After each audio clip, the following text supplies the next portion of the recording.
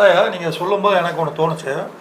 ஆக்சுவலாக தீண்டாமையை பற்றி சொல்லணும் அப்படின்னு ஒரு விஷயம். தீண்டாமைன்னு ஆக்சுவலாக ஜாதியோட கோட்பாடுகள் வந்து ஒரு காலத்தில் ரொம்ப உச்சகட்டத்தில் இருந்தது.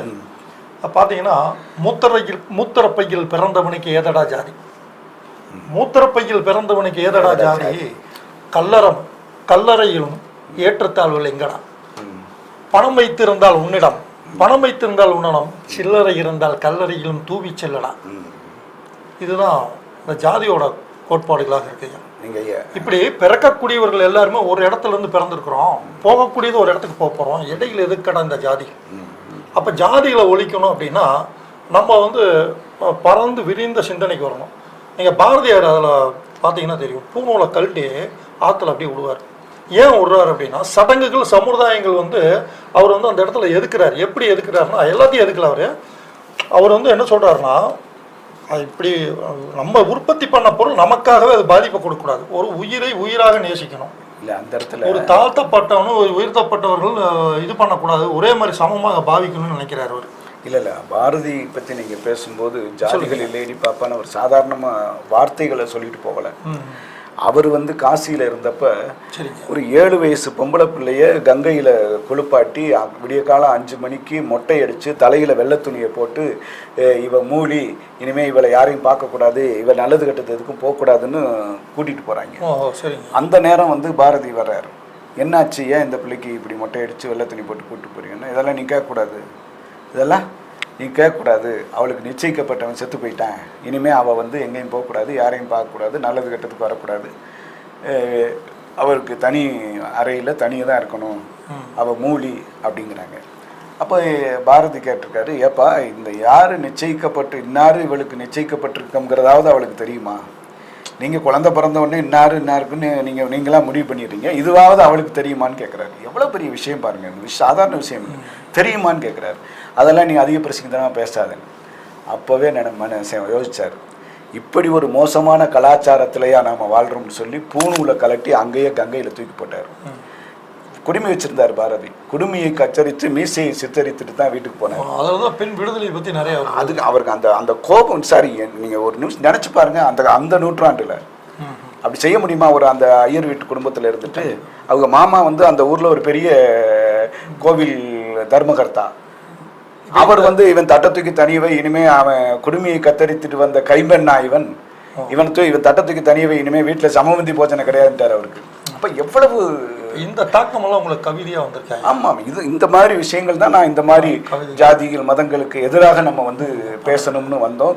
நிறைய இலங்கையில் நடந்த தமிழர்கள் படுகொலை, அப்புறம் தமிழர்களுக்கு நடக்கக்கூடிய நீதிகள், அவங்களுக்கான இந்த மாதிரி இருக்கிறதுல ஒரே விஷயம் என்னென்னா, இலங்கை மட்டுமல்லங்க, இன்னைக்கு ஈரான் ஈராக்கில் நடக்கக்கூடியதும் சரி, உலகத்தில் எந்த மூலையில் ஒரு விஷயம், உலகத்தில் எந்த மூலையில் எந்த உயிரினம் தாக்கப்பட்டாலும் அது வந்து இந்த மனித சமூகத்துக்கு இவ்வளவு நாகரிகம் வளர்ந்ததுக்கப்புறம், விண்வெளிக்கு போயிட்டு வந்துட்டோம், என்னென்னமோ கண்டுபிடிச்சிட்டோம், இவ்வளவு நாகரிகம் வளர்ந்ததற்கு பின்னாலும் 2 நாடுகள் 2 மனிதர்கள் துப்பாக்கியால் தான் பேசிக்கணும்னா எதுக்கு, என்னத்துக்கு இந்த நாகரிகம்? நீங்கள் சொன்னீங்க, அதான் அதில் எல்லாம் தாண்டி இலங்கையில் வந்து பாதிக்கப்பட்டிருக்கிறது நாம் சார்ந்த இனம்.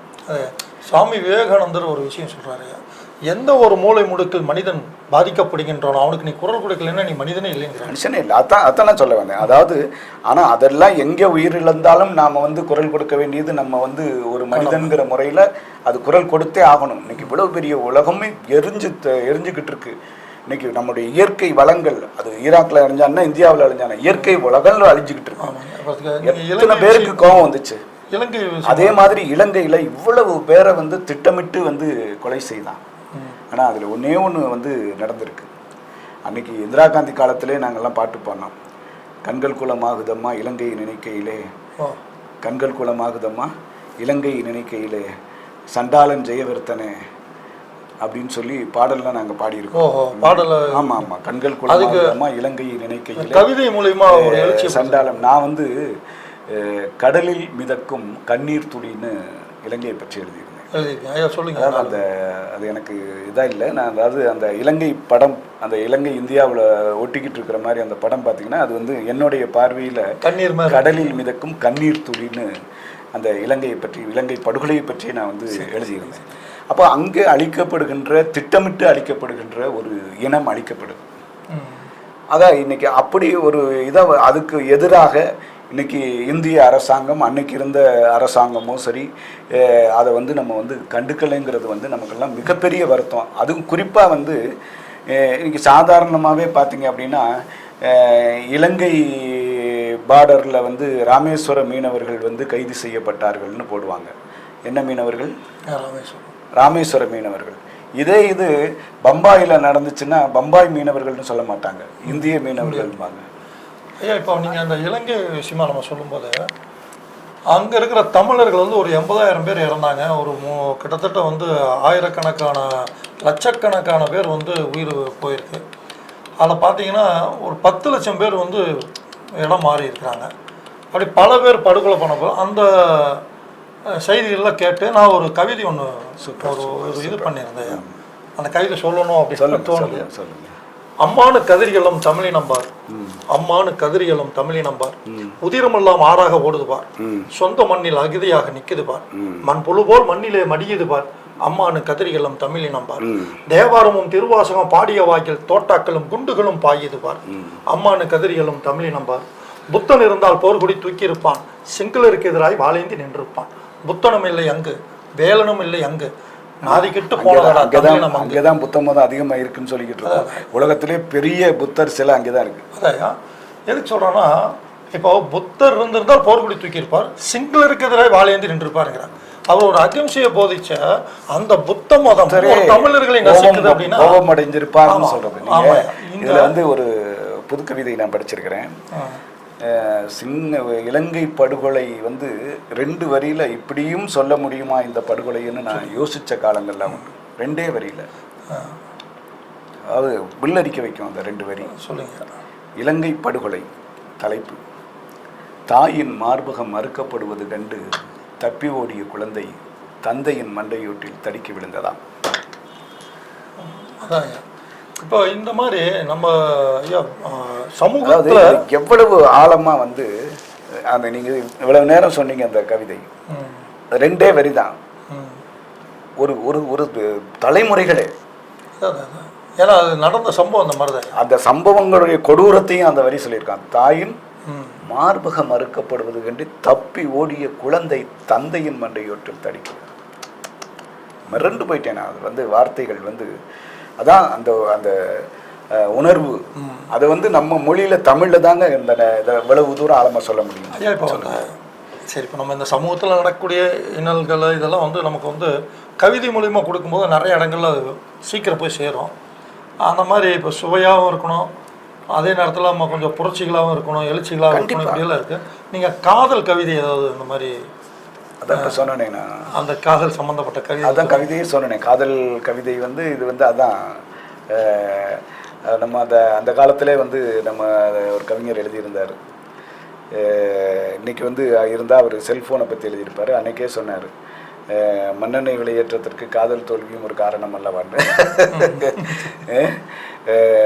காதலர்கள் இல்லை என்றால் நாட்டின் தபால்லாக்காவே நஷ்டப்பட்டிருக்கும்னார். சரி சரி, அன்னைக்கெல்லாம் தபால் தானே. இப்போ பார்த்தீங்கன்னா இப்போ இருக்கிற இளைஞர்கள்லாம் ரொம்ப காதல் வேற மாதிரி போயிட்டு இருக்கு. காதலும் கழுதிங்கிற ஒரு தலைப்பில் ஒரு கவிதைங்கய்யா. சொல்லுங்க சொல்லுங்க. காதலி, நீ என்ன கழுதியின் அம்சமா? முன்னாடி வந்தால் கடிக்கின்றாய், பின்னாடி வந்தால் உதைக்கின்றாய். ஏடிஎம் கார்டையும் மணிப்புரஸ் தோலை மட்டுமே திங்கின்றாய். இல்லை நீங்க சொன்ன காதலின் நினைவுகளை மட்டுமே வைத்து அழுக்கு முட்டைகளாய் சுமக்கின்றாய். நீ என்ன காதலின் அம்சமா, கழுதியின் அம்சமா? அப்படி என்று ஒரு கவிதை, ஒரு நடைமுறையில் வரக்கூடிய கவிதைங்க. இதே கவிதையை வர்ணிச்சு எழுதக்கூடிய ஒரு கவிதை ஒன்று இல்லையா? அது வந்து எப்படி சொல்றாங்கன்னா, காதல் முளைத்து விட்டால் பாலைவனம் கொடுக்கலும் சோலைவனம் ஆகிவிடும், நெருஞ்சி பூக்கள் கூட குறிஞ்சி பூக்களாக மாறிவிடும்.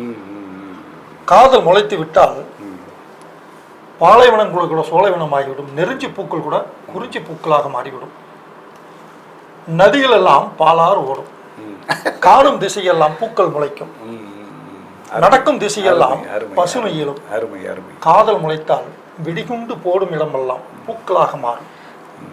காதல் முளைக்க விடு, தேசத்தை காக்க, உலகத்தை காக்க, மனித இனத்தை காக்க, இதயத்தை காக்க அப்படின்னு சொல்லி ஒரு கவிதைங்கயா. காதலித்து பார், உனக்குள் ஒரு மாற்றம், ஒரு ஒளிவட்டம் தோன்றும். அந்த மாதிரி காதலுக்கு வந்து வெறும் ஒரு பெண்ணோட காதல் மட்டும் இல்லாம ஒரு தேசத்தோட காதலாகவும் ஒரு சமுதாயத்தோட காதலாகவும் உயிர்களோட காதல்ங்கிற வார்த்தை இயற்கை- பொதுவானது ஆமா, தானே. இயற்கை- காதல்னாவே அது பெண் தான். ஆமாங்க. காதல்ங்கிற வார்த்தை பொதுவானது. அதுதான் அத்தனைக்கு ஆசைப்படு அப்படின்னு சொல்றாங்க. அத்தனைக்கு ஆசைப்படும் போது என்னன்னா காதல் தான். காதல் தான் வந்து இந்த பிரபஞ்சத்தோட மொத்த வடிவம். அதனால தான் கம்யூனிஸ்ட்ல நீங்க பாத்தீங்கன்னா மனிதன் நேசிக்கணும். இப்ப பாருங்க அதுல கூட காதல் தான் இருக்கு. இப்போ நீங்க சொல்லுங்க. அதாவது காதல்னு நீங்க கம்யூனிசம் சொல்லும்போது எனக்கு ஒரு தகவல் என்னன்னா, கிட்டத்தட்ட 9 ஆண்டுகள் வந்து 9 ஆண்டுகளா 19 ஆண்டுகள் மார்க்சும் ஜென்னியும் காதலிச்சாங்க. இந்த இவ்வளவு ஒரு புரட்சியாளருக்குள்ள ஒரு காதல் இருக்குமான்னு நீங்க நினைச்சு பார்த்தீங்கன்னா, அதுக்கு தான் சொல்லுவோம். அதை வந்து யாருமே நினைச்சு பார்க்க முடியாது. மார்க்சும் ஜென்னியும் மாதிரி ஒரு காதலர்கள் வந்து இன்னைக்கு யாருமே இருந்திருக்க முடியாது. அதாவது மார்க்ஸை விட 4 வருடம் மூத்தவர் ஜென்னி. மனித இனத்து மேல காதல் வந்ததுனால தான் அந்த புரட்சிகளான சிந்தனைகள் உருவானது. மனித இனத்தின் மேல் காதல் வந்ததால் தான் அந்த புரட்சி சிந்தனைகள் உருவானது. கண்டிப்பா. அடிமைத்தனத்து மேல் மோகம் வந்ததால் தான், காமம் வந்ததால் தான் அந்த அடிமையை உடைக்க வேண்டும் என்று சிந்தனைகள் உருவானது. அன்பு வந்து கடைசி வரைக்கும் இருந்துச்சு. கடைசியில ஜென்னி வந்து அந்த இறக்கும் தருவாயிலும் கூட மார்க்ஸே எழுதவே, அவர் என்ன சொல்லுவான்னா, அவங்க அப்பா சொல்றாரு, ஜென்னியோடைய அப்பா, ஏம்மா அந்த பையனுக்கு ஒரு வேலை இல்லை, ஆனால் பையன் நல்ல பையன், எனக்கு அதில் மாற்று கருத்து இல்லை, நல்ல பையன், நல்ல சிந்திக்கக்கூடிய, நிறைய படிக்கிறான், அவன் ஒரு மிகப்பெரிய சாதனையாளனாக வருவான், அதுலெல்லாம் எனக்கு மாற்று கருத்து இல்லை, ஆனால் அவனுக்கு ஒரு நிரந்தரமான வேலை இல்லையம்மா, அவனுக்கு ஒரு வருமானம் இல்லாமல் நீ எப்படி அவனோட இருப்ப அப்படின்னு. அதுக்கு ஜென்னி, அதுக்காகத்தான் நான் அவனோட இருக்கேன். மார்க்ஸை எனக்கு அவன் நடக்கும்போதே எனக்கு தெரியும். ஏன்னா 4 வயசு மூத்தவர். மார்க்ஸ் குழந்தையாக நடக்கும் பொழுதே எனக்கு மார்க்ஸை தெரியும். மார்க்ஸினுடைய அறிவை இந்த சமூகத்துக்கு வெளிப்படுத்துவதற்கு நான் துணை நிற்பேன். அதுக்காகத்தான் நான் மார்க்ஸை விரும்புகிறேன்னு சொல்லுவேன். அவள் கொஞ்சம் வசதியானவன் அந்த ஊரில். ஆனால் மார்க்ஸை விரும்பி மார்க்ஸுக்காக மார்க்ஸும் என்ன இடையில என்ன ஆகுறான்னா, நான் ஒரு நிரந்தரம் இல்லாதவன், தயவுசெய்து என்னை வந்து விரும்புகிறத நீ வந்து யோசி அப்படின்லாம் சொல்கிறார். ஆனால் இருந்தாலும் ஜென்னி வந்து இல்லை அப்படின்னு சொல்லி கடைசி வரைக்கும் நீங்கள் நம்ம தமிழ்நாட்டை ராமாயணம் மகாபாரதம்லாம் பட்டிருக்கிறோங்க, ராமன் சீதை பட்ட துயரமெல்லாம். நீங்கள் ஜென்னி மாதிரி ஒரு கஷ்டம் இந்த உலகத்தில் எந்த காதலர்களும் பட்டிருக்க முடியாது. நீங்கள் வாழ்க்கை வரலாறு, மார்க்ஸோடைய வாழ்க்கை வரலாறு, ஜென்னி மாதிரி அந்த மனுஷனை வந்து ஒவ்வொரு ஊர் இல்லை நாடாக துரத்துனாங்க. அவ்வளவு கஷ்டத்துலையும் அவள் வந்து கண்ணீரோட கூட இருந்து அவனோட சேர்ந்து அழுது. அவங்க வந்து குழந்தை செத்து போச்சுங்க. காரணம் வந்து மருந்து வாங்க காசு இல்லை. இன்னொரு பக்கம் வந்து மருந்து கடன் வாங்கின டாக்டர் வந்து கொடுக்கலன்னு சொல்லி வீட்டில் இருக்கிற ஜாமான் அள்ளிட்டு போயிடுவார். இப்போ நம்ம தமிழ் இதில் கூட கண்ணகி வந்து கோவலனை வந்து காதலிக்கிறான். அவள் வந்து கோவலன் சரியில்லைன்னு தெரிஞ்சு கூட அவளோட அந்த காதலை வெளிப்படுத்துறதுக்கு அவள் வந்து ஒரு நாயத்துக்கு போராடுறான். தன்னோட புருஷன் வந்து கள்ளவன் கிடையாது, திருடன் கிடையாதுங்கிறதுக்காக. எனக்கு அவன் மனசு தெரியும், எனக்கு அவனுடைய உண்மையானவன் தெரியும். அவன் இடையில யாரோட வேணாலும் போயிருக்கலாம், பட் அவன் உண்மையானவன். அப்ப அந்த காதல் பாருங்க எவ்வளவு வலிமையா இருக்கட்டு. தன்னோட மார்பை அறுத்து நீதி கேட்டு வீசினாள். மதுரை வந்து எரியுது. அதுலயும் சொல்றா, மதுரை எரியுது, பத்தி எரியுது, அரசன் அங்கேயே மாண்டு போறான், அரசி கூட மாண்டு போறான். நீதிக்காக அந்த ஒரு வார்த்தை நம்ம தவறாக சொல்லிட்டேன். இதெல்லாம் வந்து பார்த்தீங்கன்னா அதாவது கவிகள் வர்ணிக்கிறது ஒரு பக்கம் இருந்தாலும் அன்னைக்கு நடந்த நீதிகள் பாருங்க எந்த அளவுக்கு இருக்கு, பலமா இருக்கு. இப்போ நீங்கள் முதல்ல சொன்னதை மறந்துட வேண்டாம். இப்போ அருமையான விஷயம் சொன்னீங்க. இதே நிலைமை நம்ம எந்த அளவுக்கு இலங்கையில் வருத்தப்பட்டோமோ அதே அந்த ராஜபக்சே குடும்பம் இன்னைக்கு எங்கே இருக்கு? அதே நிலைமைக்கு தான் ராஜபக்சே குடும்பம் இன்னைக்கு எங்கே இருக்கு? அவன் எந்த அளவுக்கு எவ்வளவு அராஜகம், எவ்வளவு தான்கிற ஒரு திமிரில் ஆடினவன் அடுத்த நிமிஷமே ஊரை காலி பண்ணி ஓடி அடிச்சு விரட்டினாங்க. இல்லை, அது நடக்கும். இப்போ இந்த அரசியலில் வந்து நிறையா சாக்கடைகள் கலந்து விட்டது. ஊழல் பெருச்சாலைகள் வந்து அங்கங்கே முளைத்து எழுகுது. இப்போ இன்னைக்கு தர்மத்தை தேடணும், இல்லை ஒரு நல்லது செய்யணும், அரசியல் இல்லாமல் இருக்குது. அதுக்கு தான் அது கவிதைகளை வச்சுருக்கீங்களே. அதாவது நீங்கள் நல்ல விஷயம் கேட்டீங்க. அரசியல் அப்படின்னு சொன்னோடனே நம்ம வந்து புது கவிதைகள் வந்து நிறைய வந்து இன்னைக்கு சொல்லியிருக்கிறாங்க. புது கவிதைகளில் எம்எல்ஏ சட்டையிலே ஒரு பை தைத்தான், நீங்கள் எம்எல்ஏ சட்டையிலே ஒரு பை தைத்தான். எம்எல்ஏ சட்டையிலே ஒரு பை தைத்தான், எம்பியோ சட்டையில் பல பை தைத்தான். எம்பியோ சட்டையில் பல பை தைத்தான், மந்திரியே பையையே சட்டையாய் தைத்தான். அந்த அளவுக்கு அப்படி ஊழல் பெருகிடுச்சு. ஒரு நீங்கள் சொல்லும்போது எனக்கு ஒரு விஷயம் தோணுதியா, கதராடைக்குள் ஒளிந்திருக்கும் கலக்கமற்ற இதயங்கள் இல்லை ஐயா, கலக்கமற்ற இதயங்கள் இல்லை ஐயா, சாக்கடைகள் நிறைந்த ஊழல் பெருச்சாலைகள் மட்டும் ஒளிந்திருக்கு ஐயா அப்படின்னு சொல்லி ஒரு மரபு கவிதைங்க. அது என்ன சொல்கிறாங்கன்னா, ஒரு சாதாரணமாக கதராடைக்குள் ஒளிந்திருக்கும் நிலைமை என்னன்னா, அதான் அது ஒரு கவிஞன் அழகா புது கவிதையில் சொன்னான். மரம் பொய் சொல்லுவதில்லை, வெட்டுகிறோம். மண் பொய் சொல்லுவதில்லை, மிதிக்கிறோம். மந்திரி பொய் சொல்லுகிறான், மாலை இடுகிறோம். அதான் நடக்குது இன்னைக்கு.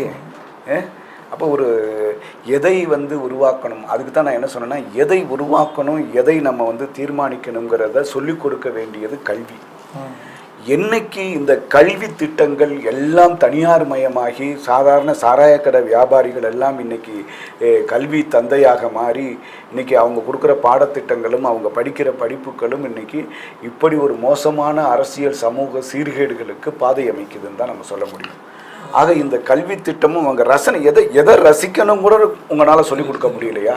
இத்தனை பள்ளிக்கூடங்கள், இத்தனை நம்ம இவ்வளவு யூனிவர்சிட்டிகள் இருந்து என்ன பண்ண ஒரு ஒழுக்கத்தை போதிக்கக்கூடிய கல்வி, இந்த கல்வி ஏதாவது ஒரு சொட்டு தன்னம்பிக்கை கூட சொல்லித்தராத கல்வி இருந்தேன்னா இது லார்டு மெக்காலேன்னு சொல்லி ஒரு ஆங்கில கல்வி திணிப்பு தான் அது. ஆமாம், மெக்காலேனா ஒரு டிகிரி முடிச்சுட்டா அதுக்கப்புறம் 2 மாதம் கழிச்சு அந்த டிகிரிக்குள்ளே என்ன இருக்குங்கிறது அவனுக்கு தெரியல. அதுக்கப்புறம் பார்த்தீங்கன்னா ஒழுக்க நெறிகள் இல்லை சார். நீங்கள் மெக்காலே எதுக்காக இதை கொண்டு வந்தார் அப்படின்னு சொன்னால், இது ஒரு மிகப்பெரிய வேலை. அது 4.5 ஆண்டு காலம் மெக்காலே இந்தியாவை முழுக்க குறுக்கும் நெருக்குமாக சுற்றினார். எத்தனை வருஷம்? 4.5 வருஷம் சுற்றிட்டு அவர் ஒன்று சொல்கிறார். ஆங்கில அரசுக்கு ஒரு பேப்பர் சமர்ப்பிக்கிறார். இந்தியாவை எளிதில் நீங்கள் அடிமை கொள்ள முடியாது, இந்தியாவை எளிதில் நீங்கள் அடிமை கொள்ள முடியாது. இங்கே ஒரு மொழி பேசுகிறான், இங்கே ஒரு கலாச்சாரம் இருக்குது, இங்கே ஒன்றை சாப்பிட்றான். 300 கிலோமீட்டருக்கு அங்கிட்டு போனால் அவன் வேற உணவு சாப்பிட்றான், அவன் வேற மொழி பேசுகிறான். அதுக்கு அங்கிட்டு ஒரு 500 மைல் தாண்டி போனால் அங்கே வேற மொழி பேசுகிறான், அவன் சாப்பாடே வேற மாதிரி இருக்குது. இவன் சோறு சாப்பிட்டுக்கிட்டு இருக்கான், அவன் அங்கே சப்பாத்தி சாப்பிட்டுக்கிட்டு இருக்கான். அப்போ இந்தியா என்கின்ற இவ்வளவு மொழி பேசுகின்றவர்களை என்னைக்கு நீங்கள் ஒரு மொழியின் கீழ் ஆளுமையின் கீழ் கொண்டு வர்றீங்களோ அன்னைக்கு தான் நீங்கள் இந்தியாவை உருவாக்க முடியும் என்று சொல்லித்தான் ஆங்கிலம் கொண்டு வரப்பட்டது, திணிக்கப்பட்டது. அன்றைக்கி எம்ஆர் ராதா அழகாக சொல்லுவார். எம்ஆர் ராதா ரத்த கண்ணீரில் வரும்போது ஒரு சீனில் சொல்லுவார், பேண்ட் போட்டவன்லாம் மேலே உட்காரு, வேட்டி கட்டினவன்லாம் கீழே உட்காரு, இஸ் பிளடி இண்டியன் அப்படிமா. ஏன்னா அவன் போய் வெளிநாட்டில் படிச்சுட்டு வந்தவன். ஆங்கிலம் பேசுறதுங்கிறது அந்த காலத்தில் பெரிய விஷயம். அப்போ ஆங்கிலம் பேசுனா தான் நீ மனுஷன், ஆங்கிலம் தெரியலைன்னா நீ மனுஷன் இல்லைங்கிறத நீங்கள் வெள்ளைக்காரன் உருவாக்கணும். அப்போ அவனுக்கு தேவைப்பட்டது ஒரு இளைஞர் கூட்டம். உடனே அவனை ஆங்கிலம் படிக்க வச்சு அவனுக்கு சப்போர்ட்டாக உருவாக்கிக்கிட்டான். அதனால உருவாக்கப்பட்ட மொழி தான் இன்னைக்கு ஆங்கிலேயர்கள் ஆண்ட அத்தனை நாடுகளிலும் ஆங்கிலத்தை மையப்படுத்தி உருவாக்கப்பட்டது தான் ஆங்கில மொழி. இன்னைக்கும் நம்ம ஆங்கில கேலண்டர் டே தான் இன்னைக்கு உலகம் பூரா கொண்டாடுறோம். ஆமாம், இந்த லார்டு மெக்காலேன்னு சொல்லிட்டு அவங்களோட பார்லிமெண்ட்ல அவன் பேசுறாங்க. என்ன சொல்றான்னா, இந்த சுதந்திரம் கிடைக்கும் போது ஒரு விஷயத்தை சொல்றான், நான் இங்கே ஒரு விஷச்செடிகளை தூவி செல்கின்றேன், அது முளைக்கும் போது விஷமாகத்தான் முளைக்கும், நமக்கு கொத்து கொத்தாக அடிமைகள் கிடைப்பார்கள், ஆங்கில கல்விகளை கற்று அப்படிங்கிறான். லார்டு மெக்காலேங்கிற அந்த கல்வி திட்டமே அவர்களுக்கு அடிமையாக. இப்ப பாத்தீங்கன்னா ஐடி லைன் பூராம இப்ப நான் என்ன அடிமையா உட்காந்துருக்கோம். நீங்க முனிநாக்கள் ஆங்கிலம் பேசினா தான் நீ படிச்சவன். அதான் இப்ப நீங்க ஐடி லைன்ல படிக்கக்கூடிய நிறைய மாணவர்கள் 12 மணிக்கு உட்காந்துடுறோம், விடிய உட்காடுறோம், ரத்தம் சுண்டிடும், குடும்பம் நடத்த முடியல, உடம்பு ஃபேட் ஆயிடுது, வாழ்க்கை வீணாயிருது, பணம் மட்டும் வச்சுட்டு என்னையா பண்ண முடியும்? அதனால ஆங்கில கல்விகளை இப்படி திணிச்சு லார்டு மெக்காலேங்கிற அந்த விஷத்தன்மையை தூவி சொல்லிட்டான். ஆனா நம்மளோட கலாச்சார கல்வின்னு ஒண்ணு இருக்கு, நமக்குன்னு ஒரு பண்பாடு, நம்மளோட ஒரு மொழி இருக்கு, தாய்க்கல்வி வழின்னு ஒண்ணு இருக்கு. நம்ம அதை எப்படி நேசிக்கணும், நம்ம உயிர்களை எப்படி நேசிக்கணும், எப்படி அந்த கலாச்சாரத்தை பாதுகாக்கணும், கல்வி முறையோட நம்ம வாழ்க்கையை மாற்றக்கூடிய கல்வி நம்மகிட்ட இருக்கு. நம்ம அதை இழந்துட்டோம்.